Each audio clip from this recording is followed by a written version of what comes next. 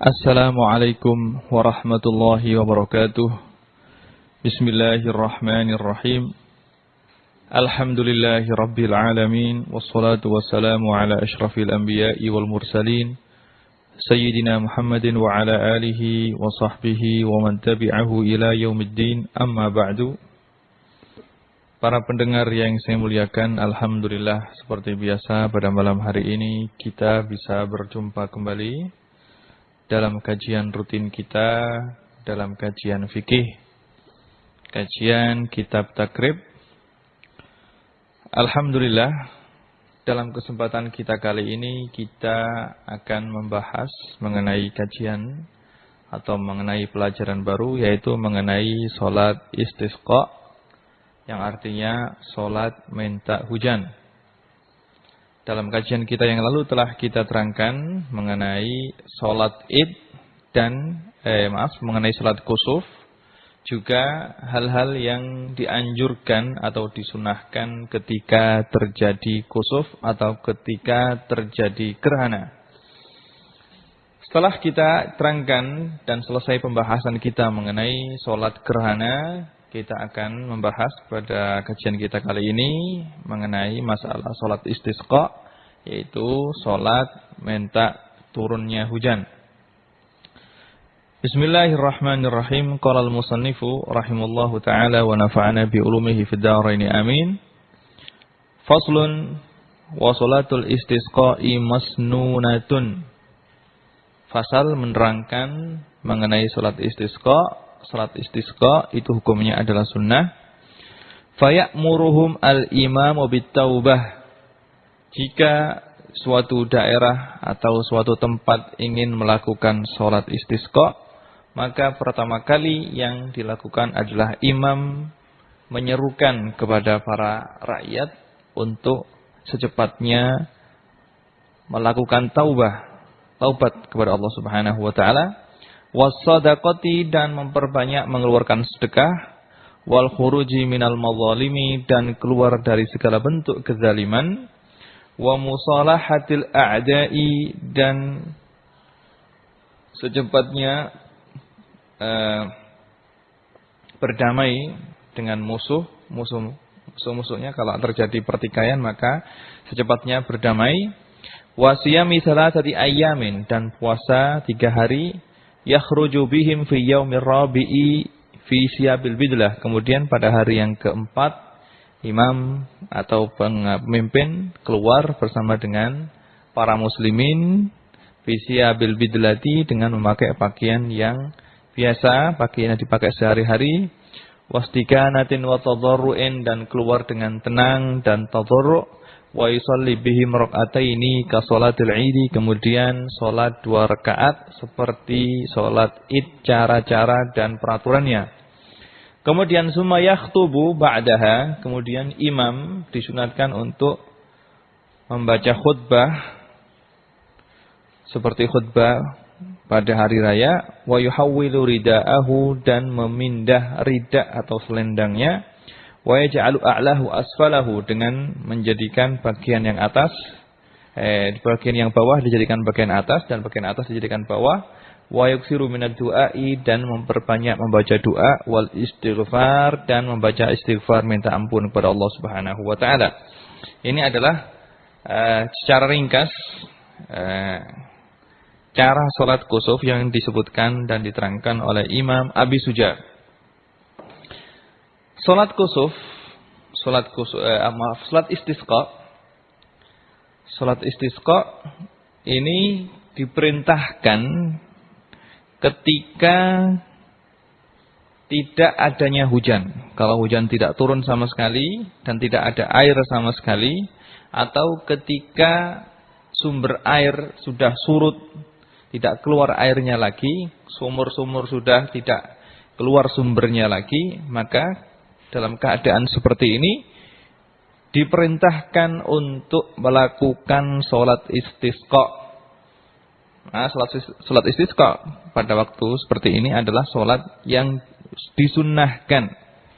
Sunnah untuk mengerjakan sholat istisqa kalau tidak ada hujan dan tidak ada air, atau sumber semuanya telah kering, maka disunatkan untuk melakukan sholat istisqa. Kalau sebab sholat istisqa ini sudah hilang, sudah turun hujan dan sumur sudah kembali keluar airnya, maka sudah tidak disunatkan lagi untuk melakukan sholat istisqa, bahkan tidak diperbolehkan. Kalau banyak air maka tidak diperbolehkan untuk melakukan sholat istisqa. Dan sholat istisqa ini pertama kali dilakukan oleh Rasulullah SAW pada tahun ke-6 setelah hijrahnya Rasulullah SAW ke Madinah. Jadi pada tahun ke-6 Hijriyah Rasulullah SAW melakukan dan melaksanakan sholat istisqa. Istisqa atau meminta hujan ini ada para fuqaha, para ulama kita, ulama fikih menyebutkan beberapa cara yang disunahkan untuk minta hujan kepada Allah Subhanahu wa taala. Cara yang pertama yaitu dengan doa. Kalau tidak ada hujan maka disunahkan untuk minta hujan. Setiap orang bisa melakukan doa kapan saja. Jadi kalau tidak ada hujan, tidak turun hujan sama sekali, tidak ada air sama sekali, sumur sudah kering, sungai sudah kering, air juga sangat sulit untuk ditemukan, maka cara kita untuk minta hujan adalah dengan doa kepada Allah Subhanahu wa taala agar diturunkan hujan. Siapa saja boleh doa dan kapan saja yang dia inginkan. Cara yang kedua adalah doa di waktu sholat, doa selesai sholat. Doa selesai atau doa di waktu-waktu yang mustajabah. Seperti doa di akhir malam ketika waktu sahur, atau doa setelah melaksanakan sholat 5 waktu, atau doa ketika khatib berada di atas mimbar, atau doa ketika selesai belajar.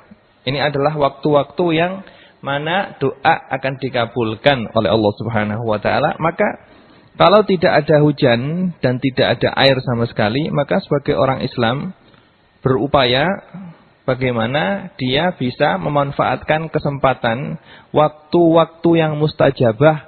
Jangan sampai terlepas, jangan sampai lewat begitu saja tanpa minta doa supaya diturunkan hujan. Maka kalau setiap selesai mengerjakan sholat 5 waktu, disunahkan untuk doa minta hujan kalau memang tidak ada hujan. Begitu juga ketika khatib berada di atas khutbah, ketika berada di mimbar, maka disunahkan bagi khatib tersebut untuk minta hujan supaya Allah Subhanahu wa taala menurunkan hujan. Juga doa ketika qunut nazilah misalnya pada rakaat yang terakhir setelah rukuk pada i'tidal, ya, disunahkan juga untuk doa untuk minta hujan. Ini adalah cara yang kedua untuk minta hujan. Adapun cara yang ketiga adalah dengan melakukan sholat istisqa. Dengan melakukan sholat istisqa. Kalau sebuah tempat atau sekelompok masyarakat ingin melakukan sholat istisqa, maka pemerintah atau imam atau orang yang menjadi mas'ul, menjadi pemerintah di situ, baik itu Pak Kepala Desa atau Bapak Camat atau Bapak Bupati atau Bapak Gubernur atau Presiden misalnya, kalau ingin melakukan sholat istisqa agar Allah Subhanahu wa taala menurunkan hujan, maka yang pertama kali dia lakukan adalah dengan membuat pengumuman, menyerukan kepada semua masyarakat untuk secepatnya bertaubat, taubat yang sungguh-sungguh kepada Allah dari segala kemaksiatan. Taubat yang sungguh-sungguh agar Allah Subhanahu wa taala mengampuni segala dosa yang telah mereka lakukan. Karena tidak adanya hujan dan turunnya bencana, semua itu adalah disebabkan oleh perbuatan manusia itu sendiri.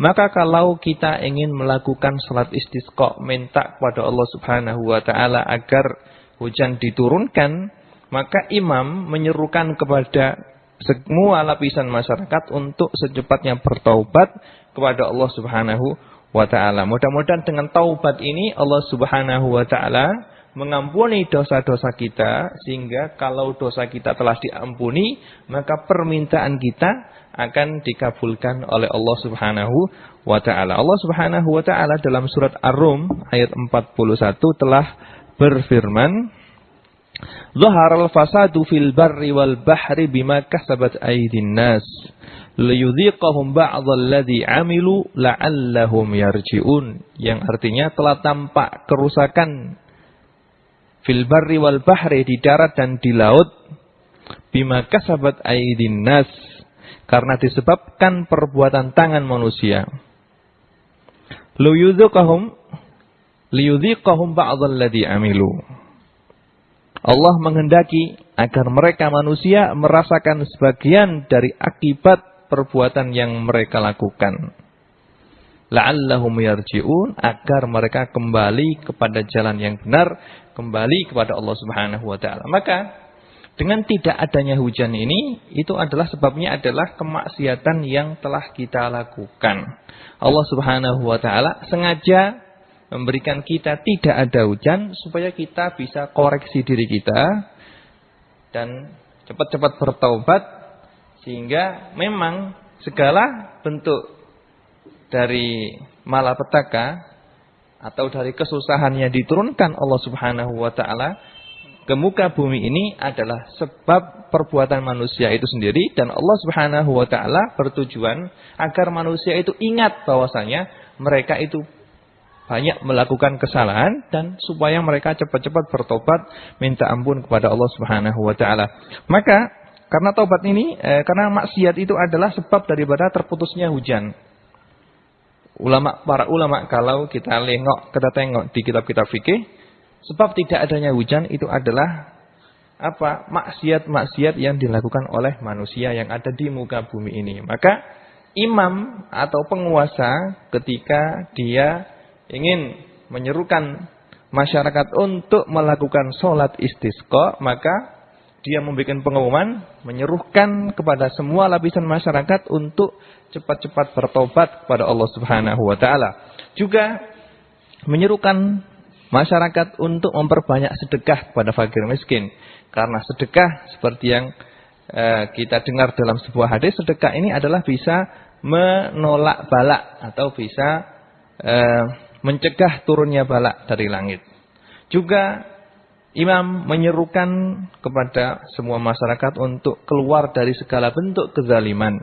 Kalau ada orang yang merampas hak milik orang lain, maka cepat-cepat dikembalikan. Kalau orang tersebut telah mencuri milik orang lain, maka harap cepat dikembalikan. Begitu juga menyerukan kepada masyarakat untuk saling damai. Kalau di sana ada orang yang bertengkar dengan orang yang lain, atau seorang muslim membenci orang muslim yang lain, ada urusan kemudian saling membenci, maka dalam keadaan seperti ini mereka harus sadar dan harus saling damai, sehingga tidak ada rasa dengki dan tidak ada rasa benci. Karena rasa kedengkian yang ada di hati dan kebencian yang ada di hati itu adalah termasuk hal-hal yang mencegah turunnya hujan. Hal-hal tersebut, taubat, keluar dari segala bentuk kezaliman, terus damai dengan orang yang kita benci, itu adalah wajib. Asalnya memang wajib, tapi karena ada seruan dari imam, maka hukumnya akan lebih wajib lagi. Begitu juga sedekah ini hukumnya adalah sunnah. Sedekah hukumnya adalah sunnah yang asal. Tapi karena ada perintah dari imam seperti ini, maka hukumnya bisa menjadi wajib. Karena perintah ini adalah ada kemaslahatan di balik perintah tersebut, yaitu supaya Allah Subhanahu wa ta'ala menurunkan hujan. Yang mana ketika itu masyarakat semuanya sangat membutuhkan air untuk minum dan untuk mandi. Kemudian imam di samping menyerukan hal-hal yang saya sebutkan tadi, juga memberikan instruksi kepada masyarakat untuk melakukan puasa 4 hari. Untuk melakukan puasa 4 hari, dan puasa ini hukumnya adalah sunnah. Tapi karena ada perintah dari imam, misalnya kalau pihak penguasa pihak pemerintah itu memberikan instruksi untuk melakukan puasa, maka puasa ini yang asalnya hukumnya adalah sunnah menjadi wajib. Menjadi wajib. Maka para fuqaha mengatakan segala sesuatu yang asalnya hukumnya adalah sunnah, yang ada kemaslahatan ammah, kalau diserukan oleh imam, oleh pemerintah, maka wajib untuk dituruti. Kalau tidak melakukannya, maka orang tersebut berdosa. Maka orang tersebut berdosa. Begitu juga kalau ada segala hal yang mubah. Segala hal yang mubah, kalau hal tersebut diperintahkan oleh pihak penguasa, maka perkara tersebut, mubah tersebut menjadi hal yang wajib karena adanya perintah dari imam. Karena sebagai masyarakat, anggota masyarakat, kita diwajibkan untuk taat dan patuh kepada perintah imam atau perintah pemerintah.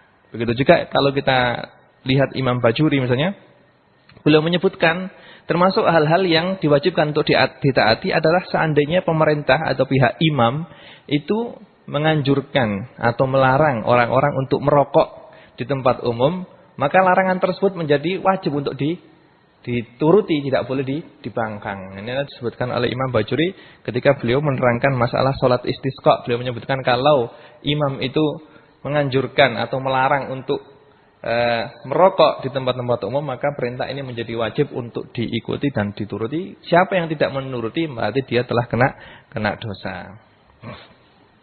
Kemudian setelah imam memberikan instruksi hal-hal tersebut, maka pada hari keempat, jadi imam telah menyerukan untuk taubat, menyerukan untuk memperbanyak sedekah, menyerukan untuk keluar dari segala bentuk kezaliman, menyerukan untuk puasa, ya. Pada hari yang keempat, jadi mereka puasa hari pertama, hari kedua, hari ketiga, pada hari yang keempat, hari hanya yang telah ditentukan untuk melakukan salat istisqa, maka imam keluar bersama dengan para masyarakat pada hari yang keempat dalam keadaan berpuasa.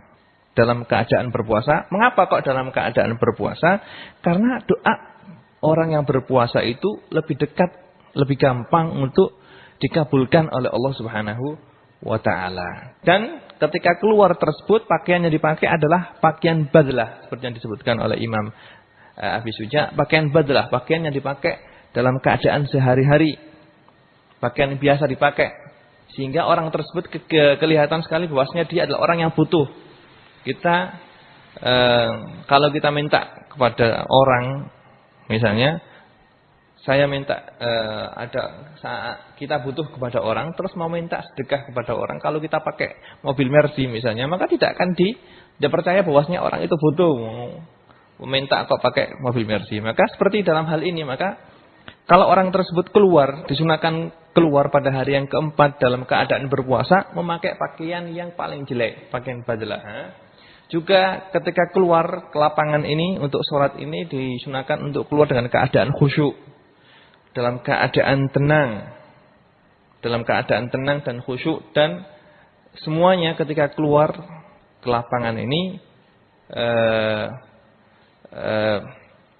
menghayati bahwasanya dia adalah orang yang akan minta kepada Allah Subhanahu wa ta'ala. Kemudian kalau sampai di lapangan, maka imam atau penguasa atau pemimpin di situ atau orang yang alim yang cocok menjadi imam untuk sholat istisqa. Dan sholat istisqa ini caranya adalah persis seperti sholat Idul Fitri atau Idul Adha.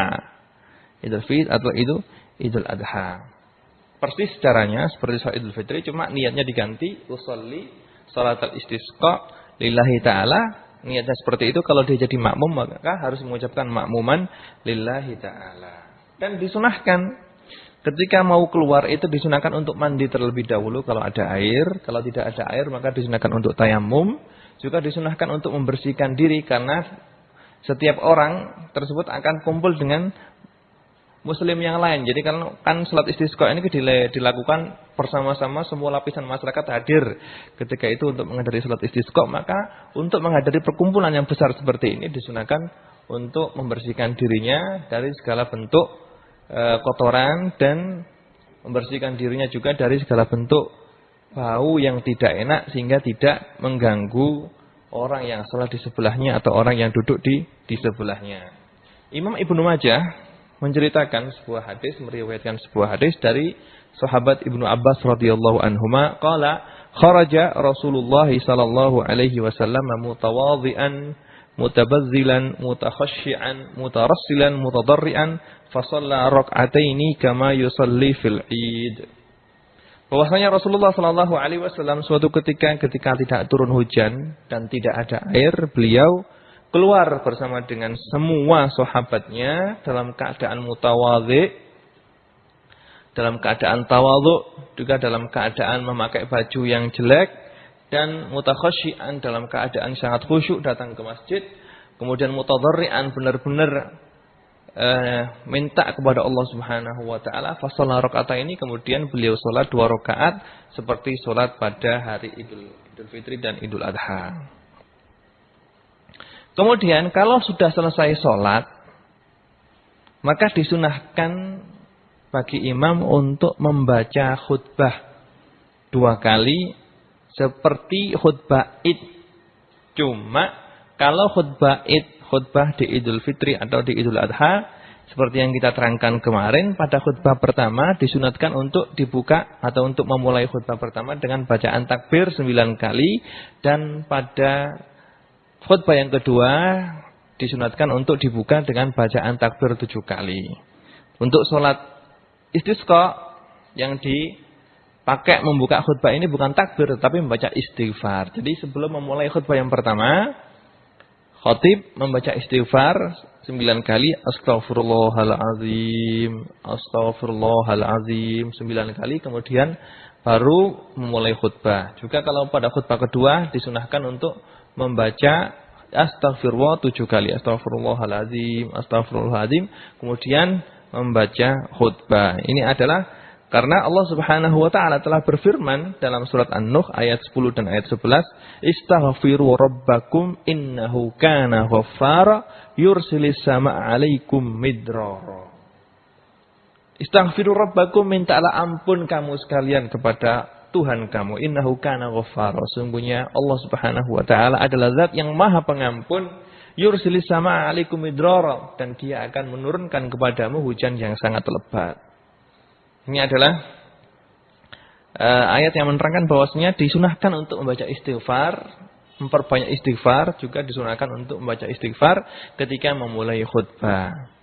Ketika memulai khutbah yang kedua, kemudian kalau sudah lewat sepertiga dari waktu khutbah yang kedua, maka imam disunahkan untuk menghadap ke kiblat, tidak menghadap ke hadirin tapi menghadap kiblat, dan membelakangi hadirin yang ada, kemudian memindah rida atau memindah selendang yang dia pakai, memindah rida yang dia pakai, menjadikan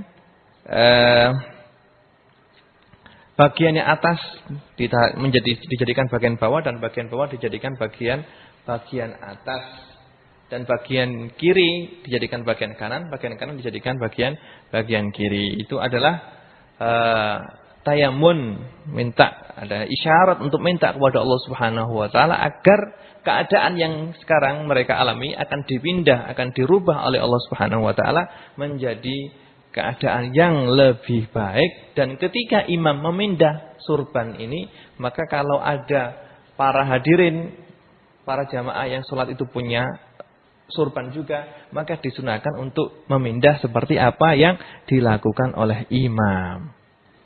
Imam Ibnu Majah meriwayatkan sebuah hadis dari sahabat Abi Hurairah radhiyallahu anhu, qala kharaja Rasulullah sallallahu alaihi wasallam yauman yastasqi fa shalla bina rak'ataini bila adzanin wala iqamatin summa khatabana wa da'allaha wa hawwala wajhahu nahwal qiblati rafi'an yadayhi summa qallaba ridaahu faja'ala al-aymana 'ala al-aysar wal aysara 'ala al-ayman.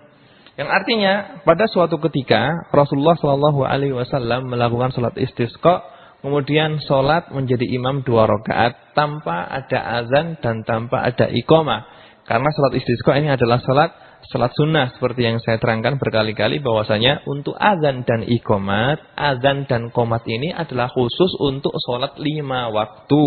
Adapun selain sholat 5 waktu seperti sholat Id dan salat yang lainnya, salat kusuf, maka gantinya azan adalah dengan mengucapkan as-sholatu jami'ah. Begitu juga kalau ingin mengumpulkan masyarakat untuk hadir bersama di lapangan untuk melakukan sholat istisqa adalah dengan mengumandangkan kata-kata as-sholatu jami'ah, as-sholatu jami'ah sampai kumpul masyarakat bersama-sama imam di lapangan melakukan sholat istisqa.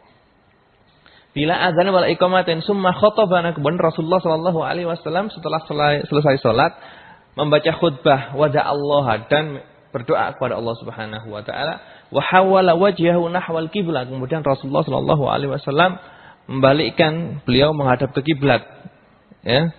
Rafi'an yadayhi, dengan mengangkat kedua tangannya berdoa. Summa qallaba ridaahu, kemudian Rasulullah sallallahu alaihi wasallam memindah selendang atau ridanya. Faja'al aiman alal aisar, beliau menjadikan bagian yang tadinya di arah kanan, di sebelah kanan ditaruh di sebelah kiri, kemudian yang tadinya di sebelah kiri ditaruh sebelah kanan. Dan sunnah bagi orang yang membawa rida atau membawa surban ketika itu untuk melakukan apa yang telah dilakukan oleh imam. Dan sunnah bagi khatib ketika khutbah untuk mengajak para hadirin untuk memperbanyak membaca istighfar. Jadi khatib itu ketika di atas podium mengumandangkan khutbah, membaca khutbah, sunnah untuk memperbanyak istighfar dan mengajak para hadirin untuk memperbanyak istighfar pula. Kemudian memperbanyak doa dan memperbarui taubat kepada Allah Subhanahu wa taala. Dan tadarru', benar-benar minta dengan sangat memohon kepada Allah Subhanahu wa taala. Sangat memohon dan minta dengan sungguh-sungguh bahwasanya kita adalah orang yang sangat butuh sekali kepada Allah Subhanahu wa taala. Dan disunahkan juga untuk tawassul.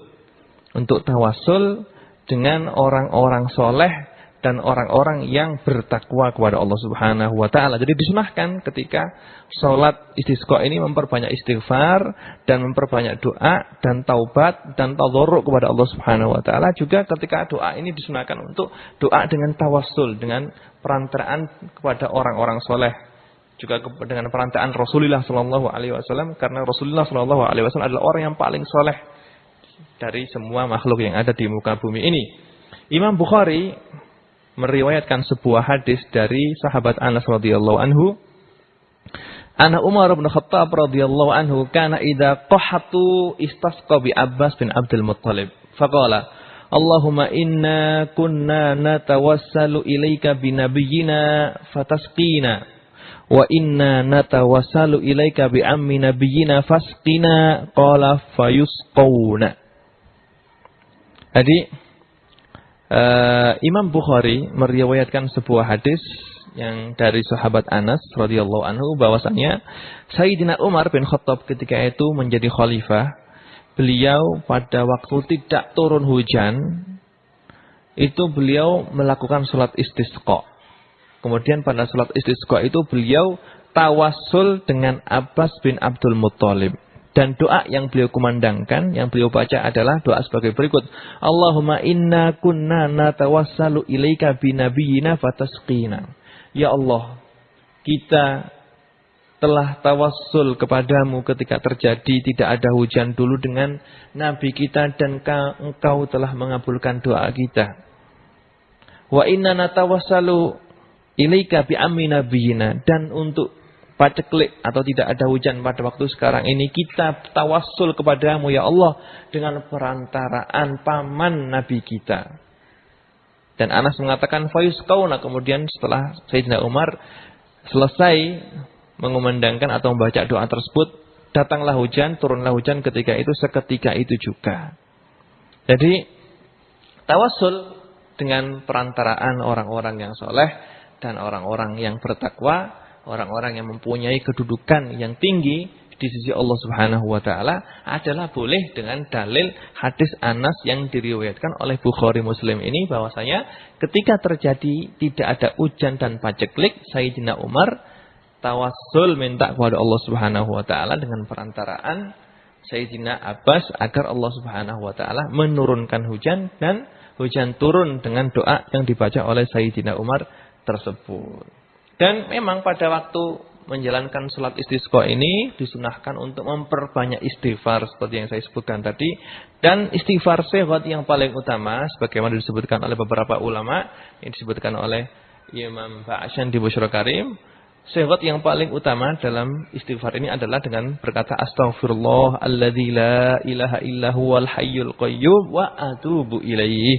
Disunahkan untuk memperbanyak doa ini. Tapi seandainya dia tidak bisa membaca doa ini atau dia orang awam tidak mengerti bahasa Arab, ya baca dengan bahasa Indonesia. Ya Allah, ampunilah dosaku. Turunkanlah hujan. Hujan ini tidak turun disebabkan oleh dosa-dosaku ya Allah. Ampunilah dosaku ya Allah.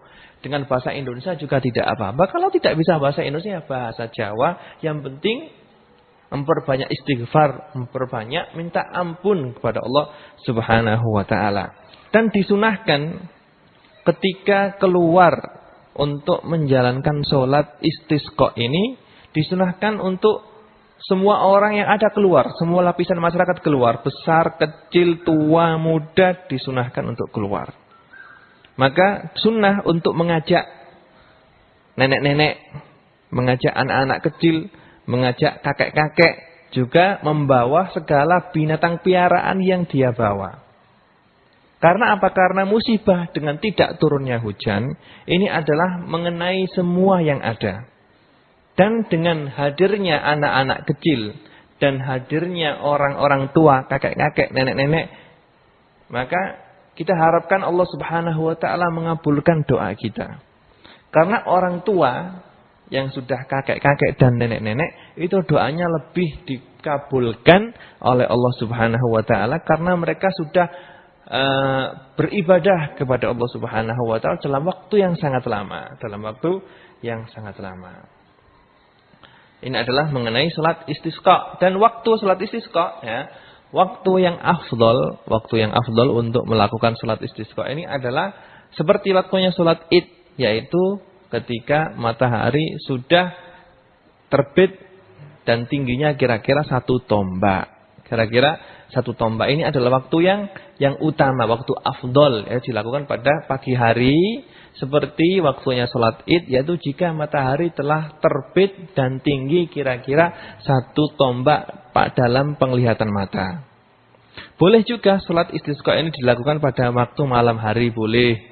Dan juga pada waktu-waktu yang dimakruhkan juga boleh. Karena sholat istisqa ini adalah sholat dzu sabab, ya. Sholat dzu sabab yang sebabnya adalah mutaakhir, maka boleh dilakukan meskipun pada waktu-waktu yang dimakruhkan untuk melakukan sholat sunnah. Juga disunahkan, ya, bagi khotib misalnya kalau bagi orang yang berkhutbah Jumat, ya, kalau tidak ada hujan maka dia disunahkan untuk membaca doa minta kepada Allah Subhanahu wa ta'ala agar hujan diturunkan. Itu semua adalah seperti yang dilakukan oleh Rasulullah sallallahu alaihi wasallam. Pada waktu ketika beliau sedang berkhutbah, maka datanglah seseorang kepada beliau dan orang tersebut berkata, "Ya Rasulullah, halakat al-amwalu wa qata'at as-subul, fad'ullaha yughithuna." Farafa'a Rasulullah sallallahu alaihi wasallam yadihi, tsumma qala, "Allahumma aghithna, Allahumma aghithna, Allahumma aghithna." Kemudian ketika itu sahabat Anas yang menceritakan hadis ini mengatakan bahwasanya setelah Rasulullah Shallallahu alaihi wasallam doa seperti itu, maka turunlah hujan seketika itu juga. Jadi pada waktu Rasulullah Shallallahu alaihi wasallam membaca khutbah pada hari Jumat, datanglah orang yang minta kepada Rasulullah Shallallahu alaihi wasallam untuk berdoa karena di tempat dia tidak ada hujan sama sekali. Di Madinah ketika itu tidak pernah hujan sama sekali dan air sudah kering. Maka ketika itu Rasulullah Shallallahu alaihi wasallam langsung mengangkat kedua tangannya dan berdoa, "Allahumma aghithna, Allahumma aghithna, Allahumma aghithna." Langsung seketika itu juga hujan turun. Hujan turun terus-menerus sampai 1 minggu. Sampai banjir. Kemudian seminggu lagi orang yang Jum'ah kemarin itu datang minta doa supaya turun hujan, datang ke Rasulullah, "Ya Rasulullah, halakat amwal wa qata'at subul, fad'ullaha ayyumsikaha anna." Ya wahai Rasulullah, hujan turun deras, sekarang banjir misalnya. Sekarang banjir, rumah-rumah pada roboh, maka doalah kepada Allah Subhanahu wa taala supaya supaya mencegah hujan ini atau memindahnya ke tempat lain. Kemudian Rasulullah SAW ketika itu langsung mengangkat tangannya ke langit, ke atas, dan berdoa, Allahumma hawalaina wala alaina. Allahumma alal akam wadh-dhirab wa butunil audiyah wa manabid syajar. Sampai hadis Bukhari Muslim, ketika itu Rasulullah SAW berdoa, Allahumma hawalaina wala alaina. Ya Allah, pindahkan hujan ini. Jangan sampai menjadi azab untuk kita. Maka Allah Subhanahu wa taala seketika itu juga mengalihkan hujan tersebut ke tempat lain sehingga Madinah ketika itu sudah tidak banjir lagi. Ini adalah kejadian yang terjadi pada zamannya Rasulullah sallallahu alaihi wasallam. Di sini ada beberapa hadis, ada beberapa doa yang ma'thur yang diriwayatkan oleh beberapa sahabat dari Rasulullah sallallahu alaihi wasallam yang sunnah untuk kita baca ketika kita sholat istisqa, ketika kita selesai sholat istisqa. Doa ini adalah seperti doa yang diriwayatkan oleh Imam Bukhari dan Imam Muslim, juga oleh Imam Abu Dawud, juga diriwayatkan oleh Imam Syafi'i di kitabnya Al-Um. Doa ini adalah Allahumma ja'alna suqya rahmatin wa la taj'alha suqya azabin wa la mahkin wa la bala'in wa la hadmin wa la gharakin. Allahumma ala dhirabi wal akam wa manabidi syajari wa budunil audiyah. Allahumma hawalaina wa la alaina. Allahumma asqina ghaithan mughisan hani'an mari'an mari'an.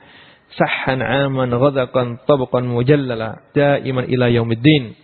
Allahumma asqina al-ghaitha wa la taj'alna minal qanidin. Allahumma inna bil ibad wal bilad minal jahdi wal ju' wal dhanki ma la nashku illa ilaika. Allahumma ambit lana zar'a wa azirra lana zar'a wa anzil alaina min barakatis sama' wa ambit lana min barakatil ardi wakshif anna minal bala'i ma la yakshifu ghairuk.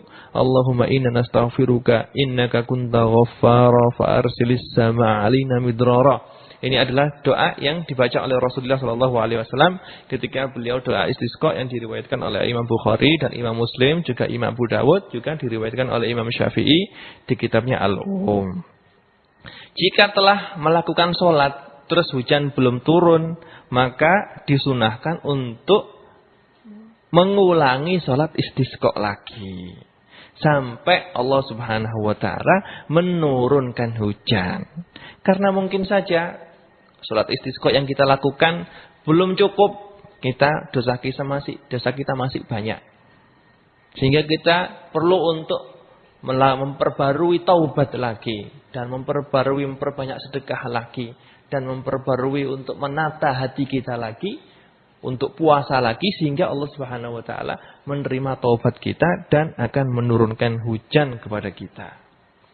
Kalau misalnya kita telah berpuasa 1 hari, 2 hari, 3 hari, belum sempat melakukan sholat, terus hujan sudah turun, maka disunahkan juga untuk kumpul, untuk berdoa. Ya, doa yang dilakukan adalah doa untuk bersyukur kepada Allah Subhanahu wa taala bahwasanya Allah Subhanahu wa taala telah mengabulkan permohonan yang kita mohon kepada beliau. Doa bersyukur, ya, doa bersyukur, dan disunahkan bagi setiap orang Islam kalau hujan turun setelah kemarau panjang, disunahkan untuk mandi dengan air hujan tersebut, karena air hujan yang pertama kali turun dari langit adalah membawa berkah sebagaimana yang diterangkan oleh para ulama. Para pendengar yang saya muliakan, kiranya cukup sekian kajian yang bisa kita kaji untuk kesempatan kita pada malam hari ini.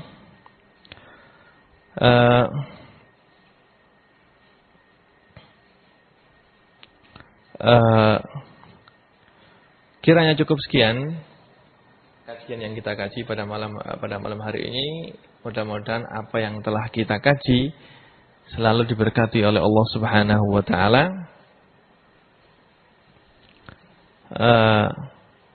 Dan di sini ada sebuah pertanyaan, cuma pertanyaan ini saya tidak paham. Si penanya berkata, orang mampu hukumnya membeli BBM. bensin dan lain-lain yang bersubsidi. Kami orang awam, tolong kasih penjelasannya. Saya tidak paham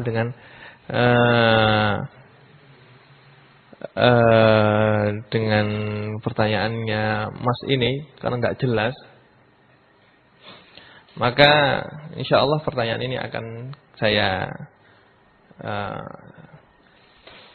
jawab untuk kemana?